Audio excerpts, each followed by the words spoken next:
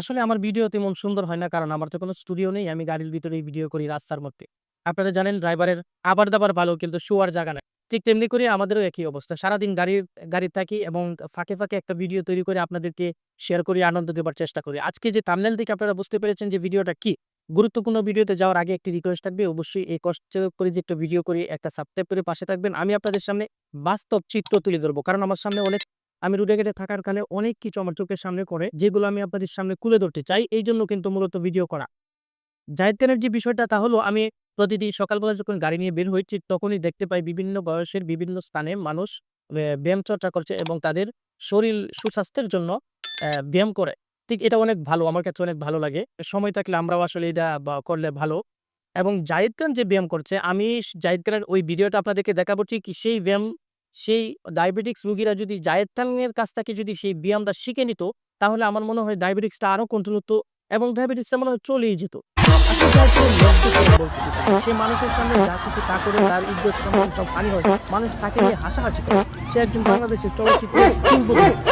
তার যদি এই পরিস্থিতি হয়, তাহলে আমাদের মতো যে সাধারণ মানুষ বিভিন্ন স্থানে বিভিন্ন জায়গায় ঠিকমতো কথা বলতে পারি না, ঠিকমতো মানুষের সাথে গুছাতে পারি না। এই আমাদের কি পরিস্থিতি? ঠিক তেমনি করি জাহিদ খানকে আমি আসলে তোয়াক্কা করছি না। সে একজন ভালো মানুষ। তার সিনেমা আমি কখনো দেখি নাই। তবে অ্যা তার সিনেমা মনে হয় বেশি রিলিজও হয় নাই। তবে Facebook এ, YouTube এ তার যে ভিডিওগুলা দেখি এইগুলা দেখলে আসলে হাসি পায়।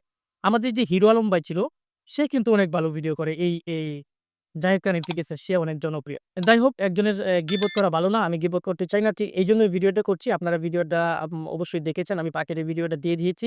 হ্যাঁ? এবং আপনাদেরকে আনন্দ দেওয়ার জন্য কিন্তু আসলে এই ভিডিওটা করা হয়েছে। নেক্সট ইনশাআল্লাহ অবশ্যই আমার পাশে থাকবেন। আমি আপনাদেরকে বাস্তব কিছু চিত্র তুলে ধরবো। এই দেশে ড্রাইভিং করতে গিয়ে চোখের সামনে যা পড়ে, ভালো, মন্দ, ডুপ্লিকেট, প্যাসেঞ্জারের ব্যবহার সবকিছু মিলিয়ে আপনাদের সামনে আমি সবকিছু তুলে ধরবো। তাহলে বুঝতে পারবেন আমাদের দেশের মানুষ সভ্য হয়েছে নাকি এখনো অসভ্যই রয়ে গেছে। ঠিক এই বিষয়গুলাই আজকে আমি নেক্সট ভিডিওতে আপনাদের সামনে তুলে ধরবো আরো সুন্দর করে। আমি পারফেক্ট হতে চাচ্ছি যেন আমার থাম্বনেইল এবং আপনাদের সাথে যে কথা বলি এটা আরো একটু পারফেক্ট করার চেষ্টা করছি। অবশ্যই আমাকে আপনারা একটু টাইম দিবেন এবং পাশে থাকবেন ততক্ষণ পর্যন্ত যতক্ষণ আমি পারফেক্ট না হতে পেরেছি। সবাইকে ধন্যবাদ। আসসালামু আলাইকুম।